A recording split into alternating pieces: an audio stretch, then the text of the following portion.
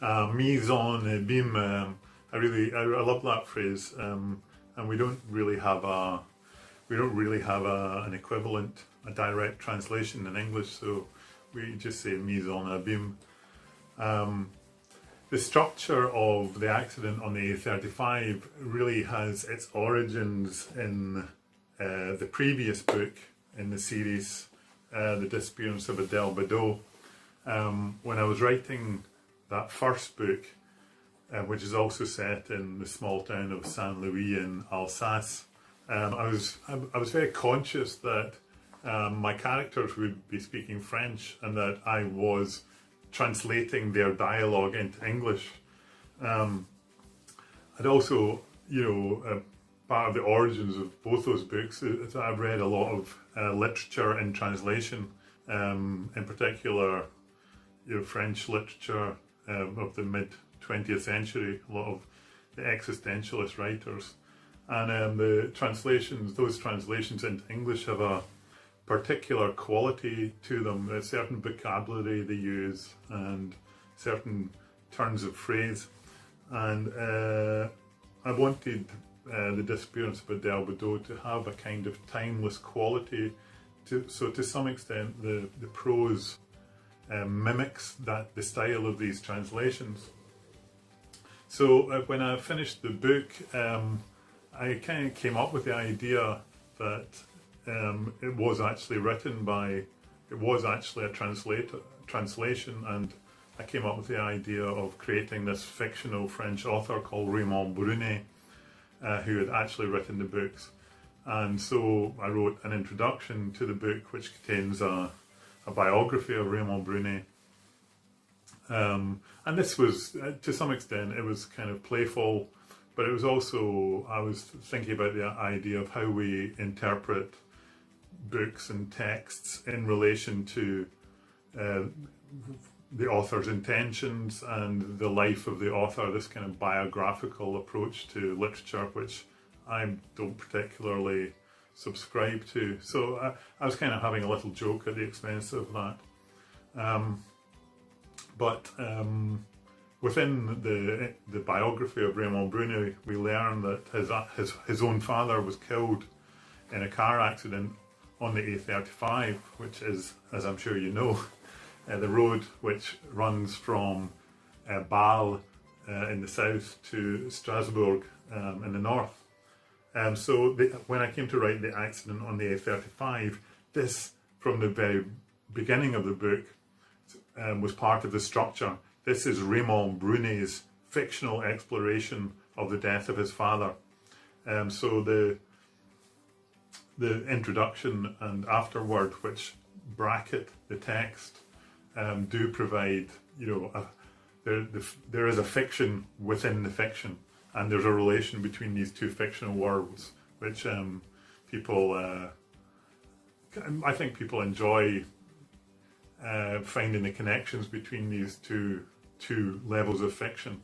I should say as well that when The Disappearance of Adele Badeau came out in the UK, it did cause quite a lot of confusion among journalists who thought that Graham Macrae, had actually existed, and that the book was actually a sort of French cult classic. Of course, that made me very happy. Whether all this stuff is completely necessary, to me it's a kind of an extra layer in the books. But I think once you're reading the actual book, I want the reader to become absorbed in the world of the characters, and I think you forget about these metafictional elements once you're really into the novel, and so you can definitely read the books without reading these metafictional elements.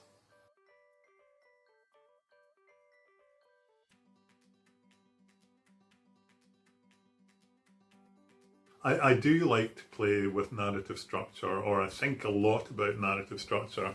I don't think very much about suspense, at least consciously, but I think the manner in which you tell the story, and you provide pieces of information to the reader at different points in the story, I think that does bring suspense, or it also brings a deeper understanding of the characters of the novel. As I say, I don't. For me, suspense can come not only from perhaps the revelation of who is the murderer, but you know, there's suspense in the accident on the A35. I think my favourite scene is when George Gorski, the detective character, is waiting for his wife to arrive. They're separated. He's waiting for his wife to arrive in a restaurant for dinner, and we don't know if she's going to come or not. And eventually, he kind of gives up and he drinks a bottle of wine and gets a bit drunk. And but to me, there's a suspense in that kind of everyday life scene of the everyday interactions of people, which I think has got less to do with narrative structure and just kind of observation of everyday life.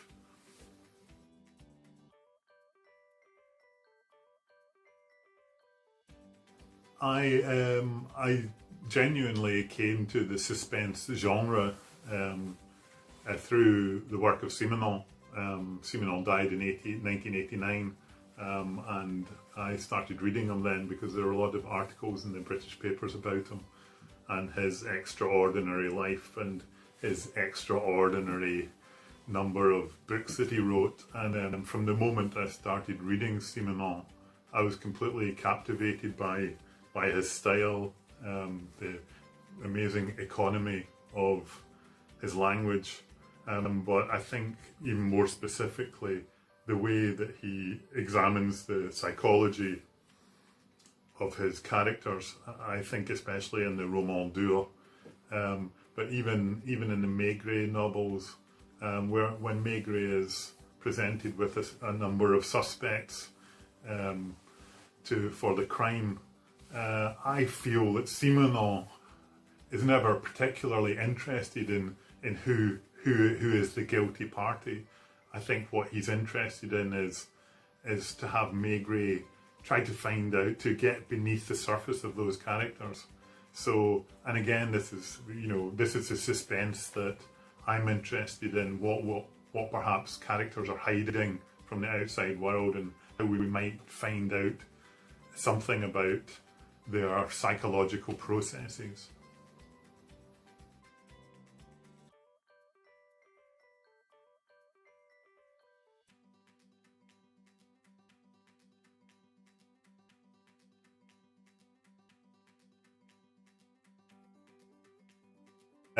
Absolutely massive. Especially Simenon, as I've said, really introduced me to this kind of writing, and the milieu, especially the small town, provincial milieu, which you find in so many of Chabrol's films. And I think they have a lot in common as writer and filmmaker. And I come from a small town myself called Kilmarnock. I come from a sort of respected, I come from a middle class family. So I'm very interested in what may go on behind the curtains of these kind of families, and I'm very interested in these characters who are maybe on the margins of society, the outsiders. Who don't quite fit in, and I think in Simenon you find that very, very often. I think in Chabrol as well. Also, characters whose lives are suddenly and dramatically changed perhaps by a violent event, or somebody behaving out of character, somebody just disappearing on a train, or or a death. So yeah, huge influence. I think it's acknowledged and very obvious in the disappearance of Adele Badeau and the accident on the A35, to the extent that in the introduction to the disappearance of Adele Badeau, I say that Chabrol actually filmed the book himself, and this was what actually brought some success to Raymond Brunet. So yeah, there's another little metafictional joke there, and I know that quite a lot of people have tried to Google this obscure Claude Chabrol film, so that I find that very amusing.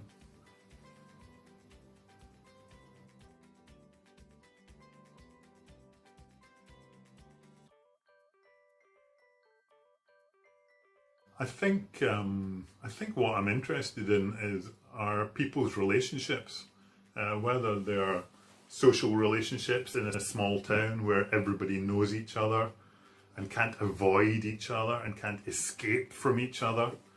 Everybody knows each other's business, or their family relationships, husbands and wives. All my books have some kind of tension between a father and son. Gorski feels the need to escape and break away from his father. In the accident in the 835, Raymond Barthelme feels liberated when his father is killed in this car accident. It's a sort of moment of freedom for him, because the regime has fallen. So I mean, I think I always I'm drawn to write more and more about these relationships than about the ostensible crime element of the book. What I'm interested in is not so much the crime, the disappearance of Adele Bordeaux or this accident. What I'm interested in is really the impact it has on the central characters of the book. And in the tradition of Simenon, I want to really try to get inside the heads of those characters.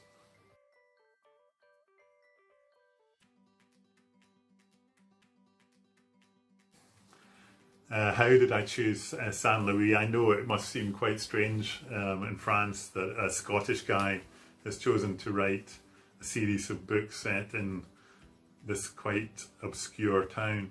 The reason is that about 20 years ago, I was visiting a friend in Bâle, and we walked across the frontier into France, and the first town you arrive in is Saint Louis, and we went for lunch in a local bistro, very traditional bistro, the kind you find, I think, in every small French town.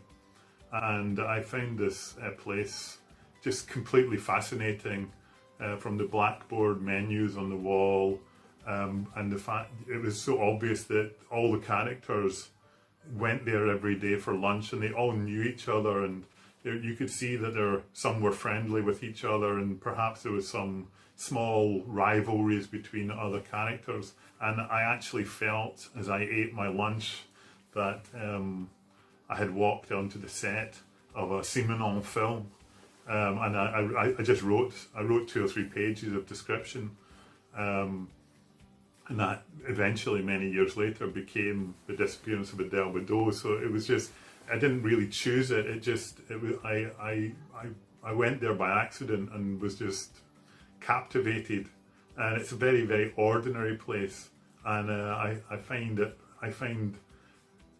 the lives of people who live in such an ordinary place, like the town I come from, quite interesting. And you feel, especially perhaps as a teenager, this need to escape. I wanted to escape from my hometown as soon as possible, and but some characters don't escape; they remain stuck there. And there's another element with Saint Louis, is it's on the frontier, and I think that adds another little frisson to that, because you're constantly seeing people coming and going between 2 countries. But yeah, I've visited Saint Louis quite often now, and I've come to develop a strange sort of love affair with it. And thankfully, the people of Saint Louis have been very generous towards me, because I'm sometimes quite rude about the town.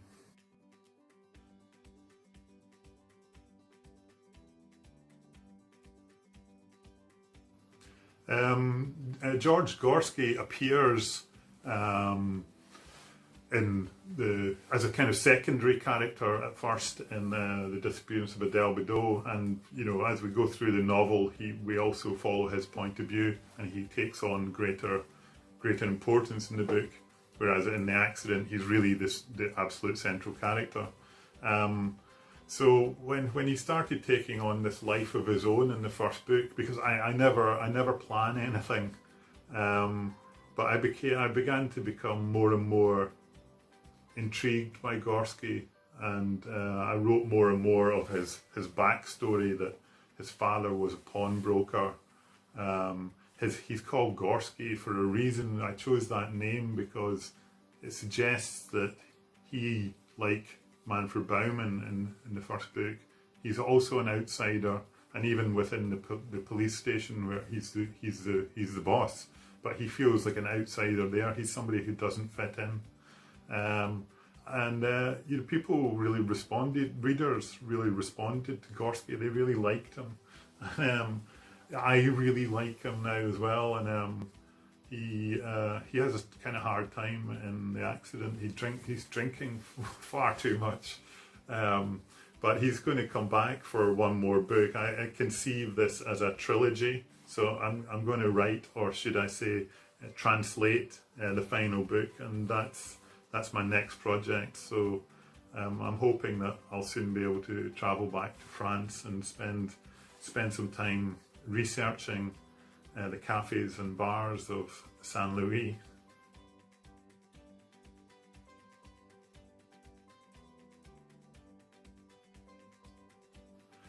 For me, the origin of every novel is character. I think we've talked a lot about sort of structure and metafiction, but for me, the most important element of any novel is character. That for me is what readers engage with. It's what I engage with as a reader. So my books all begin with the idea of a character, just like the character I saw when I visited the restaurant in Saint Louis.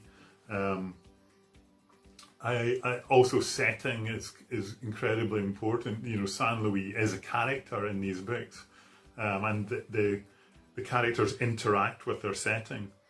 Even in His Bloody Project, the setting of the novel is, crucially important, because if the characters had lived somewhere else, their story and even their personalities would be completely different.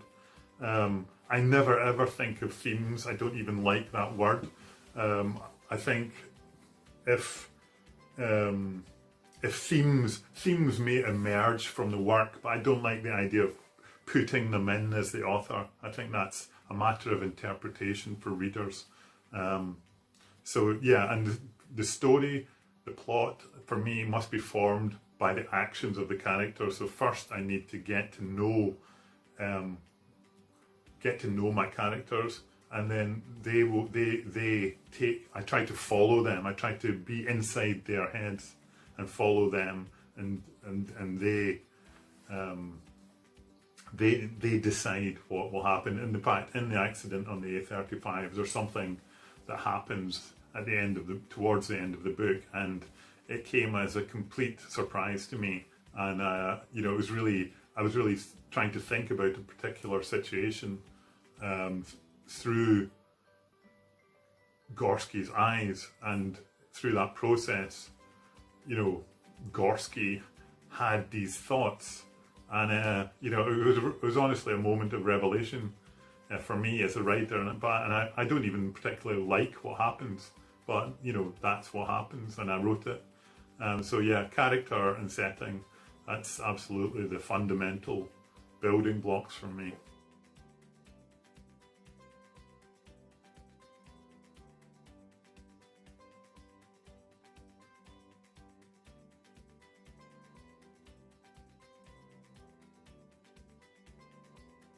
Well, the first thing I may have to tell you is that His Bloody Project is a work of fiction.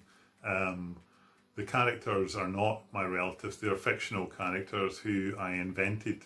And a little bit like when British readers thought that The Disappearance of Adele Bordeaux was actually a French novel written by Raymond Brunet, many readers have thought that His Bloody Project was a work of true crime, a historical work. And the reason that people think that is because of the way the story is told through a series of documents which I claim to have found while researching my family. But that, I'm afraid, is all part of the fiction. So it wasn't a question of me turning it into literature.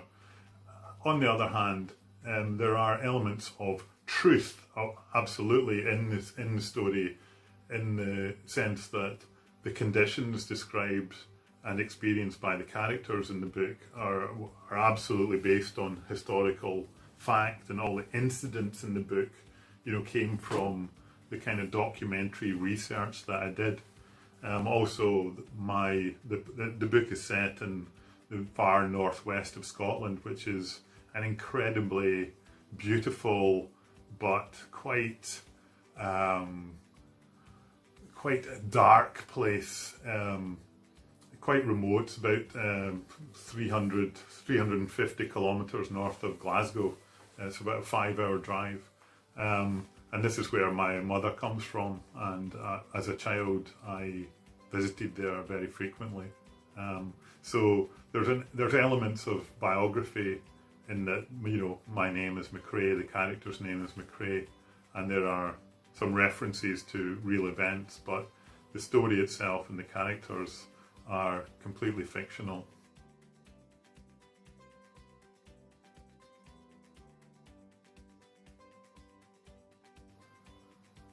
Well, writing His Bloody Project didn't change me in the way you're suggesting, but the book was very successful in the UK, sold a lot of copies, and it's been translated into 20 languages, I think, and that book has taken me around the world, which is really incredible for a book about a village in the Highlands in 1869. So while it didn't necessarily change me in the way you mean, it certainly it has had a big impact on my life, and in a very good way.